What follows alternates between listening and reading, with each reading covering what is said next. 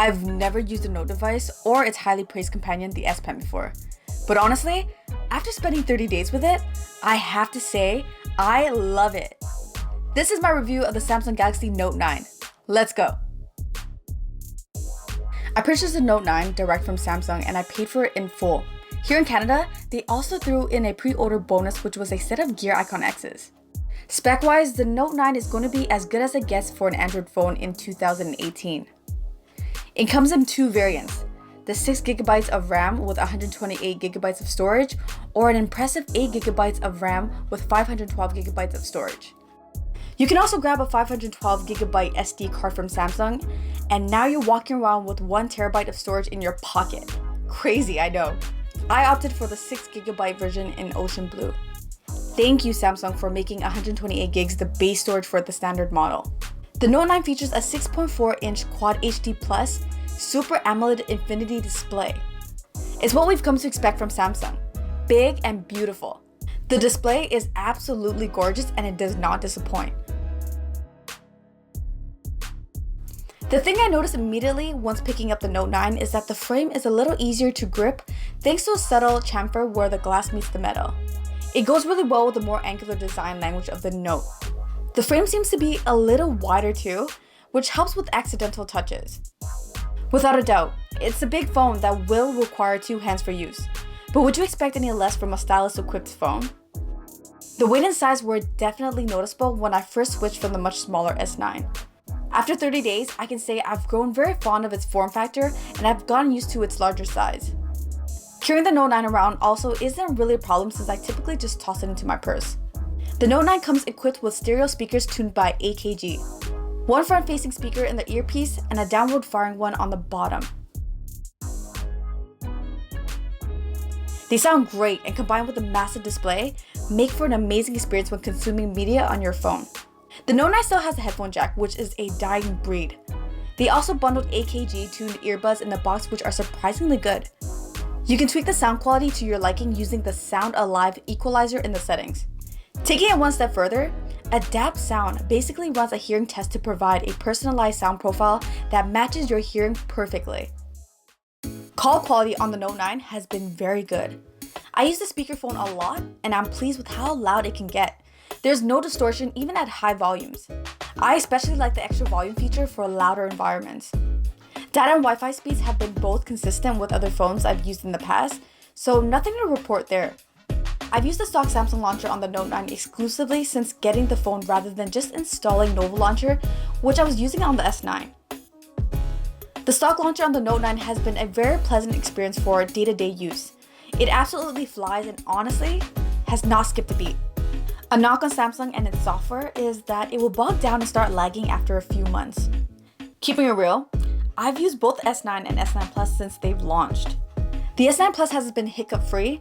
However, I have run into a few glitches with the smaller S9, which comes with 4GB of RAM rather than 6. I think 6GB of RAM may be the sweet spot for Samsung and their software, especially for longevity. Being new to the Note line, it took me a few days to get accustomed to all the added features that the S Pen provides. It has built-in Bluetooth low energy technology, which allows it to double as a remote control.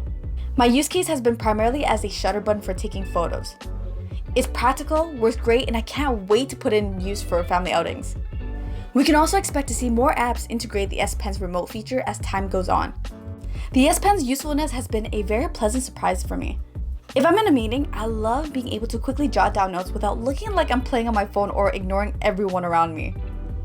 I've used the write to screen feature multiple times to give precise instructions or dimensions of an object. I love being able to take precise screenshots with the S Pen, so I don't have to fiddle around with the editor. You can also use the S Pen as a magnifying glass, to translate text, to sign documents without printing, or even to quickly refer to something with the glance feature. The more I use the S Pen, the more I understand why avid Note users praise it so much and refuse to use a phone without it. Be careful though.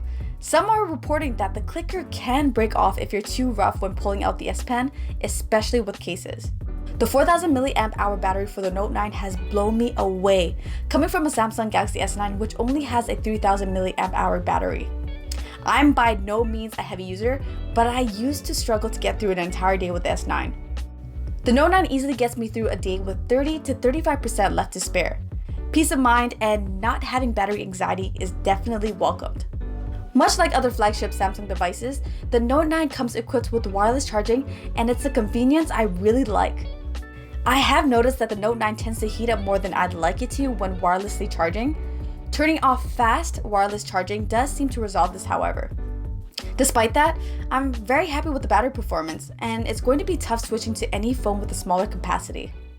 Talk about the Note 9's camera. Disclaimer, I'm not a photographer. I take my photos on auto and I just want them to look good as is. It features identical hardware from the S9 Plus. Since I really enjoyed the cameras on the S9 Plus, I do on the Note 9 as well. I wish Samsung would overhaul the camera software, as it's far too easy to accidentally switch between the different modes. They introduced two new software features in the Note 9, Scene Optimizer and Flaw Detection. Scene Optimizer will recognize what you're looking at, then optimize color settings like contrast, white balance, exposure, and more to make the photo more appealing. Flaw Detection will notify you if your subject blinks or if the shot was blurry so you can reshoot without missing the moment. It's actually saved me a few times. During my testing with the Note 9 compared with the S9 Plus, daytime and well-lit shots turned out very similar and both shoot great photos. Scene Optimizer does generally punch up the color and contrast when it recognizes the scene. If that's something you prefer, go for it. Low light photos is where the Note 9 gets the edge over the S9 Plus. It does a much better job of exposing light sources and maintaining accurate colors. My two biggest gripes with the Note 9 in the camera category are: 1.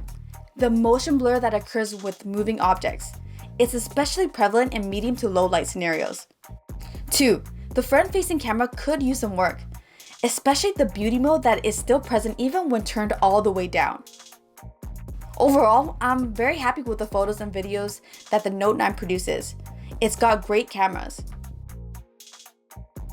Samsung DeX is a feature that transforms your phone into a PC-like experience with a single cable. Using an HDMI to USB-C adapter, you can connect the Note 9 to a display and use your phone in a desktop-like environment. Is DeX viable? Yes, if you're doing very light work or want to perform phone tasks on a larger display. If you already own a computer, it might not be as appealing. Previous Samsung phones required a docking station, and I actually recommend you pick one up if you plan on using DeX as a computer alternative. The DeX Pad and station both have fans that will keep your phone cool while allowing you to charge it at the same time. Using just the HDMI adapter, you're unable to charge the phone while in DeX mode. For my testing, I was able to get around 2.5 hours of straight use before the battery gave out. Last but not least, there's Bixby 2.0. I actually gave Bixby 1.0 on the S9, S9 Plus some praise, but 2.0 has actually been very hit or miss for me. I will say that it is much quicker, it can now identify songs, and the new UI is nice. My complaints are that it doesn't recognize my speech as well anymore, it isn't able to perform some of the commands it did on version 1.0, and it can't even perform the commands that Samsung markets on their Bixby splash page.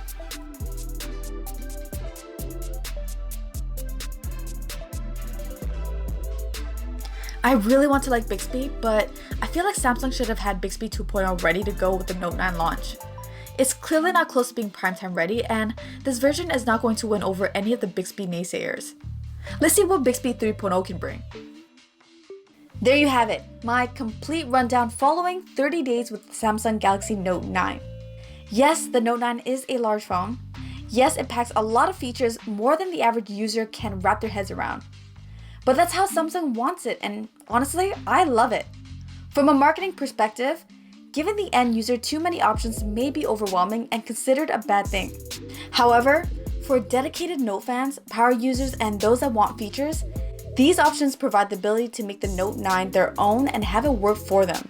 I'm still discovering new features about the Note 9 after a month of use. The things that many write off as gimmicks like the S Pen, DeX, edge screen, and secure folders are features that I may not use all the time, but when I do, I'm sure glad they're there. Samsung's poor track record for software updates is a serious concern I'm aware of. No sugarcoating here. Samsung needs to improve in that area. The phone is expensive. Let's not kid ourselves. All flagship phones are at this point.